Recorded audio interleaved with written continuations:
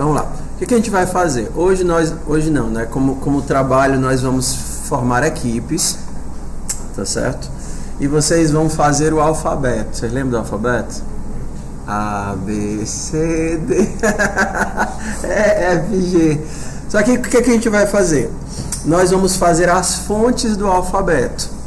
O A, o B, o C. Você vai ensinar como é que eu se desenho, como é que eu escrevo um A, como é que eu desenho um A, como é que eu escrevo um B, como é que eu desenho um B. Só que o alfabeto, ele não é sempre do mesmo tamanho. Você pode ter uma fonte menor ou uma fonte maior. E você não usa o A uma vez só. Quando você vai fazer uma palavra, você usa o A várias vezes. Então, o que aqui nós vamos fazer? Nós vamos transformar as nossas letras em funções. Uma função é uma coisa que eu posso chamar várias vezes, quantas vezes eu quiser. Tá? Então, antes de eu passar a atividade do alfabeto, a gente vai continuar de onde nós paramos ontem e fazer com que o nosso código E' possa ser transformado numa função para a gente entender qual é o conceito de função. Então vamos voltar lá para a nossa atividade de ontem. Então ontem nós fizemos, foi o 5.1, o sapinho. Ok, nós fizemos essa função E' bem aqui. Então vou copiar aqui para uma nova pasta, mkd S05 02 funções.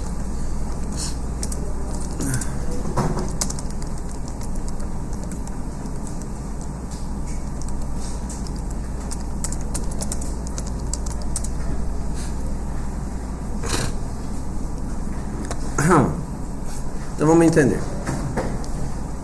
Nós vimos duas formas de fazer. Primeiro foi essa daqui, utilizando o for. Acho que o projetor está ruim. Deixa eu ver se melhora.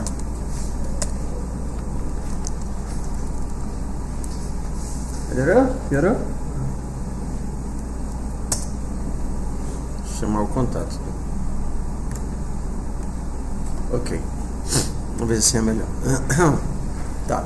Então nós tínhamos nós líamos um número, fazíamos o teste para saber se ele era divisível por alguém, e se ele não fosse divisível por ninguém, então nós informávamos que ele é primo. Então, para fazer esse controle de eu saber se no final do laço ele caiu no if ou não caiu no if, nós utilizamos um booleano de controle. Então, na verdade, um booleano de marcação, né? Se por acaso eu entrei no if, eu anoto isso numa variável, para que no final do for eu saiba se ele mudou ou não mudou a variável. Tudo bem? Então, vocês vão utilizar isso em vários casos, vários exercícios. Porque você quer testar todas as possibilidades antes de dizer se uma coisa é ou não é. Próxima forma de fazer isso é a seguinte.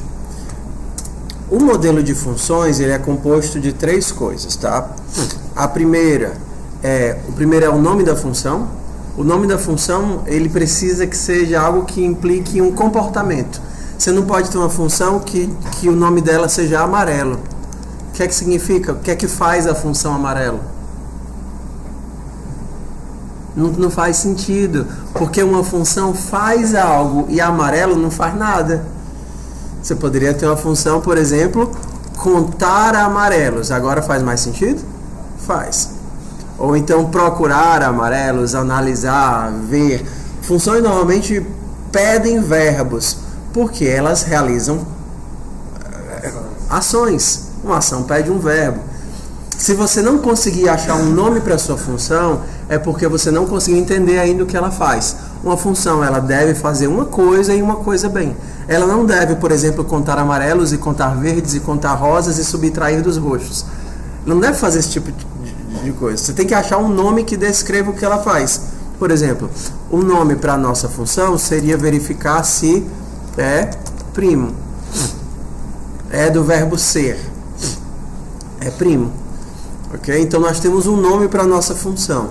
Nossa função é como a main, porque a main é uma função. A main, ela tem um nome, o nome é main. Ela tem parâmetros que até hoje a gente não utilizou.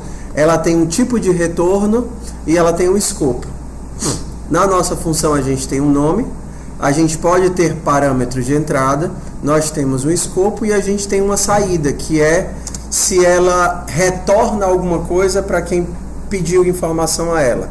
A nossa função é primo, ela devolve alguma coisa de informação? Se a pessoa é prima ou não, se a entidade é prima ou não. Eu poderia dizer, não, ela não vai retornar nada, ela vai imprimir. Só que é mais fácil e eu sugiro que você pense em parâmetros de entrada e parâmetros de saída. A função ela pega aquela tua entrada, realiza um cálculo com a tua entrada e aí ela te devolve alguma coisa. Tudo bem? Vamos pensar assim, na medida do possível vamos pensar assim. Então a tua função ela retorna um valor, um booleano. Ela diz se essa informação ela é ou não é prima. Essa informação qual? Lembra que eu falei de parâmetro de entrada e parâmetro de saída? Alguma coisa tem que entrar na função. Ela entra na função através dos parâmetros. Então, aqui é como se você estivesse inicializando as variáveis. Lembra que você faz isso daqui, int num? Aqui você está declarando uma variável que o nome é número e o tipo é inteira. Então aqui, para você fazer o primo, você vai precisar dizer a sua variável. Eu preciso de uma variável que seja inteira e eu vou chamar ela de valor. Pronto, a gente já tem a declaração de uma função. Dentro dos parênteses. Porque quando você faz aqui, quando vocês chamam as funções, vocês não precisam dizer o que é que vocês estão passando. Vocês dizem, olha, eu quero saber, vamos lá para mim, para a gente entender. Ó. Nossa mãe ficaria assim. Li o número, tá vendo? O número lido. Aí você faz o teste. Se é primo número, puts é primo. Else puts não é primo. Tua função ela faz a lógica como a gente fazia nas funções de desenho. Funções de desenho fazendo tudo que a gente queria. Só que ela pega a tua entrada de dados, que no caso é número, e te devolve alguma coisa. Ou seja, ela vai sumir e deixar apenas o quê? O resultado do cálculo.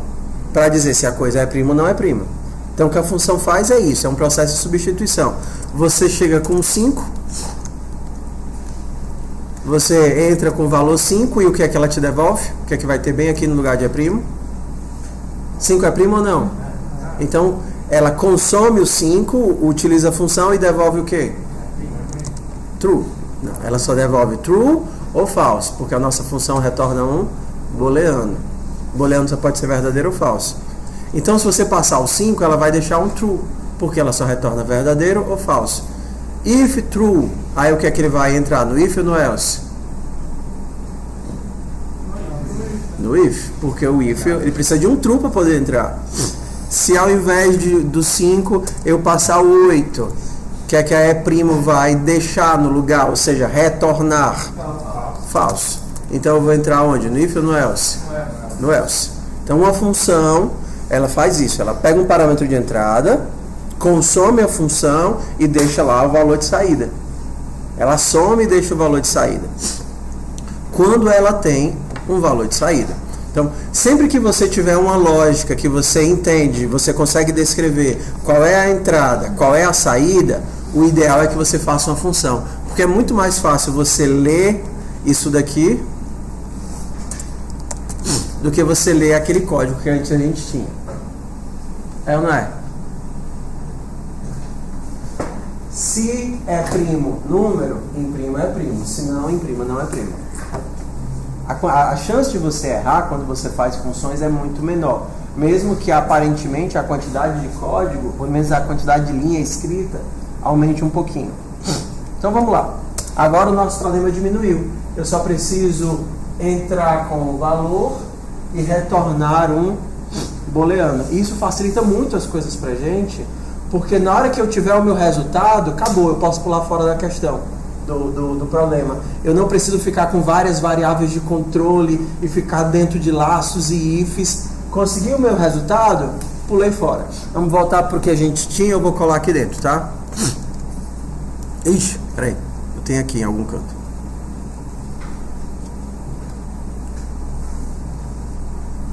Então não, bora de novo. Como é que eu sei se um valor é primo? Só ele não pode ser divisível nem por 2, nem por 3, nem por 4, nem por 5, até chegar nele. Daqui a pouco a gente melhora isso. Então bora aqui. Int i começando em 2. Você começar em 1, vai ser sempre dar errado, porque ele sempre vai ser divisível por 1. Começando em 2, i menor do que valor e mais.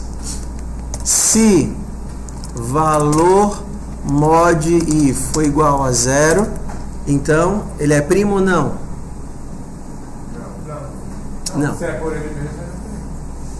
Não, se o resto da divisão dele por 2 é 0, ele é primo? Não é primo. Você já tem o seu resultado bem aqui? Você já sabe o que é que você quer retornar na função, né? Então você pode acabar aqui, você diz, olha, retorne qual? Verdadeiro ou falso? Falso, porque ele não é primo. Então o que acontece? Eu entro no meu... Eu entro na minha função e começo o cálculo. If. Na hora que ele cair do if, ele retorna falso. Aí sai da função e deixa o que bem aqui? Falso. Está resolvido o meu problema. E se por acaso ele andar pelo for inteiro, terminar e não cair em nenhum if?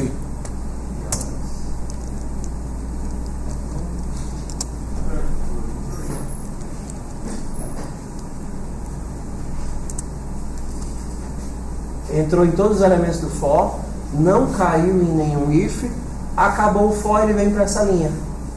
Se eu digo que a minha função retorna um booleano, eu não posso deixar ela ficar assim.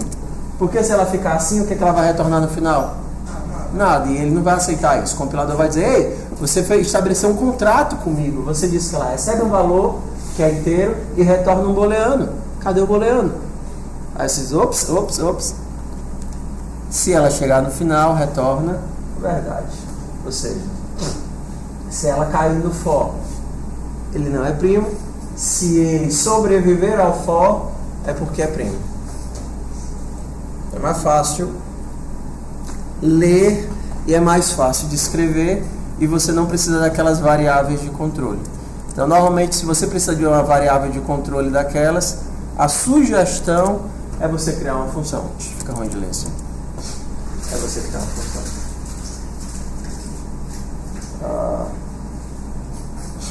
Bora lá. Pega o computador e vamos fazer um código bem simples, tá?